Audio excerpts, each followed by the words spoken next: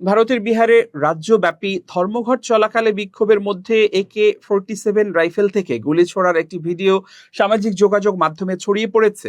ভিডিওটি সামনে আসার পর সিওয়ান জেলার এক পুলিশ কনস্টেবলকে বরখাস্ত করেছে রাজ্য পুলিশ। গত 25 জুলাই বিহার বন্ধ বা ধর্মঘট চলাকালে বিভিন্ন জেলায় ছাত্র সংগঠনগুলোর বিক্ষোভ ও পুলিশের সঙ্গে সংঘর্ষের খবর পাওয়া যায়। এর মধ্যেই সিওয়ান জেলার ওই ভিডিও সামাজিক যোগাযোগ মাধ্যমে ভাইরাল হয়।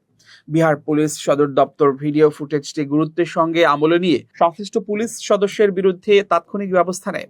ফুটেজে এক পুলিশ কনস্টেবলকে বিক্ষোভের সময় AK-47 রাইফেল থেকে গুলি ছুটতে দেখা যায়। এরপরই তাকে বরখাস্তের নির্দেশ দেওয়া হয়।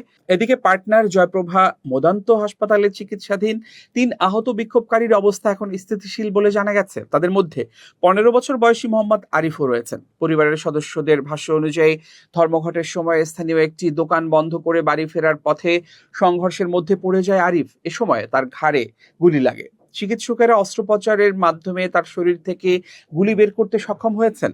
বর্তমানে তার অবস্থা আশঙ্কামুক্ত বলে জানা গেছে। বিহারের বিরোধী দলীয় নেতা তেজস্বী যাদব ঘটনার সঙ্গে জড়িত কর্মকর্তাদের বিরুদ্ধে কঠোর ব্যবস্থা নেওয়ার দাবি জানিয়েছেন। তিনি সামাজিক যোগাযোগ মাধ্যমে একটি ভিডিও প্রকাশ করেন, যেখানে এক পুলিশ সদস্যকে বিক্ষোভকারীদের দিকে গুলি ছুটতে দেখা যায় বলে দাবি করা হয়েছে। লোকসভার বিরোধী দলীয় নেতা রাহুল গান্ধী বিষয়টি সামনে এনেছেন। দিল্লিতে আন্দোলনরত শিক্ষার্থীদের বিরুদ্ধে পেলেট গান এবং বিহারে AK-47 ব্যবহারের প্রসঙ্গ টেনে তিনি বলেন, বিভিন্ন ঘটনায় একই ধরনের প্রবণতা দেখা যাচ্ছে। পুলিশ কর্মকর্তারা জানিয়েছেন, আইন শৃঙ্খলা বজায় রাখা বাহিনীর প্রাথমিক দায়িত্ব। প্রতিষ্ঠিত নিয়মনীতি লঙ্ঘনের কোনো ঘটনা গুরুত্বের সঙ্গে দেখা হয়। এই ঘটনায় বিস্তারিত বিভাগীয় তদন্ত শুরু হয়েছে। তদন্তের ফলাফলের ভিত্তিতে পরবর্তী শাস্তিমূলক বা আইনি ব্যবস্থা নেওয়া হবে। আগ্নেয়াস্ত্রের ব্যবহার পুলিশের নির্ধারিত প্রোটোকল অনুযায়ী হয়েছিল কিনা সেটিও তদন্ত করে দেখা হচ্ছে। পাশাপাশি ঘটনার সঙ্গে আরো কোনো পুলিশ সদস্য জড়িত ছিলেন কিনা তাও খতিয়ে দেখা হবে।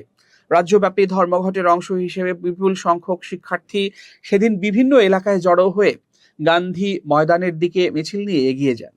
শিক্ষার্থীদের স্লোগান ও পুলিশের সঙ্গে বাকবিতণ্ডার এক পর্যায়ে পরিস্থিতি উত্তপ্ত হয়ে ওঠে।